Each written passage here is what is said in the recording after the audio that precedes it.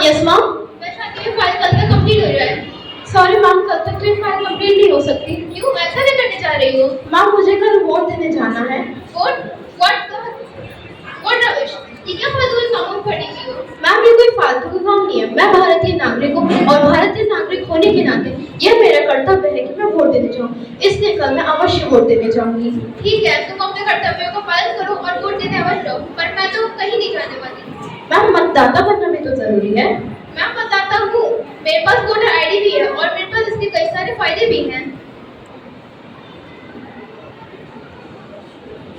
हमारे एक वोट डालने से एक अच्छी सरकार बन सकती है।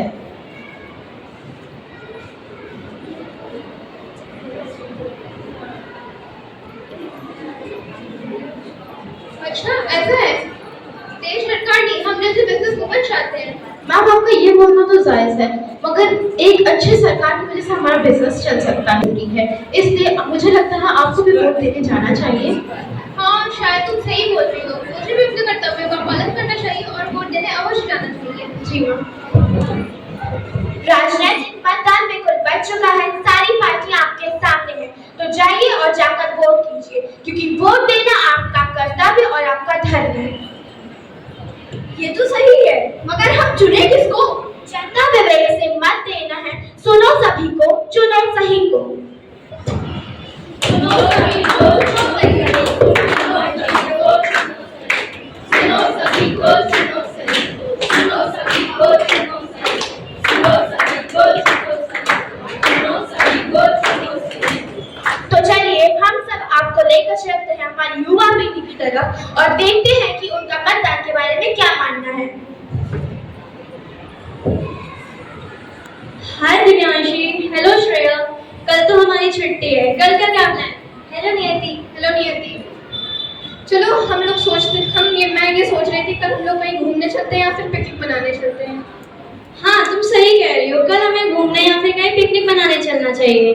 नहीं यार, कल तो हमें पहली बार वोट डालने जाना है, हम सबसे पहले वोट डालने जाएंगे फिर हम कहीं जाएंगे। अरे नहीं यार, ये तुम कौन से फालतू के कामों में लगी पड़ी हो? ये हमारी कोई उम्र है क्या वोट देने की? हमारी उम्र तो मौज मस्ती करने की, ये सब काम तो बूढ़े बुजुर्गों के होते हैं। हमारे एक वोट देने से क्या फर्क पड़ जाएगा?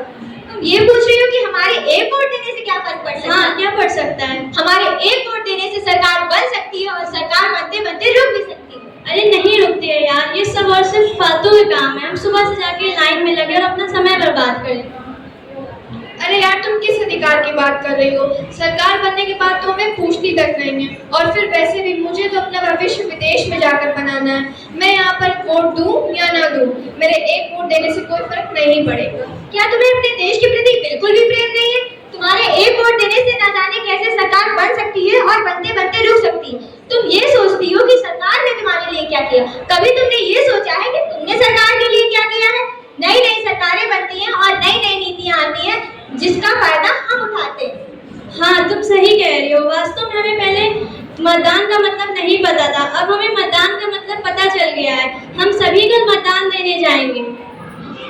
मैं आप सभी से यही अपील करती हूँ कि आप सभी मतदान देने जरूर जाएं और देश के विकास में अपना सहयोग करें।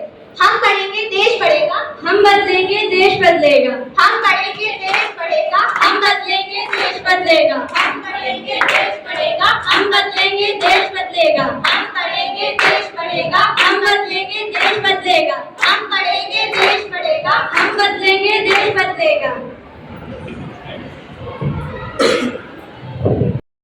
एक अवसर प्रदान कीजिए।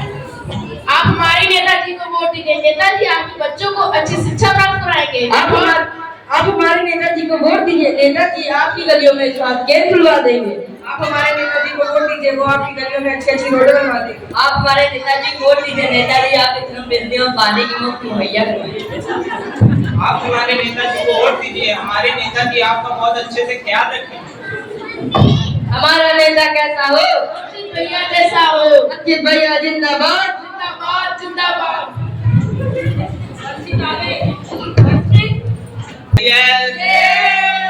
वाला नेता कैसा हो? भैया जैसा हो। ये सारी बात उसकी बात में पहचानते भी नहीं है। हाँ, अब हम समझदार हो चुके हैं और समझ चुके हैं। अब हम उसे ही वोट देंगे जो हमारे लिए सही होगा और हमारे लिए काम करेगा। आपकी समझदारी आपके काम आएगी और देश को खुशहाल बनाएगी। हमारी समझदारी हमारे काम आएगी और देश को खुशहाल बनाएगी।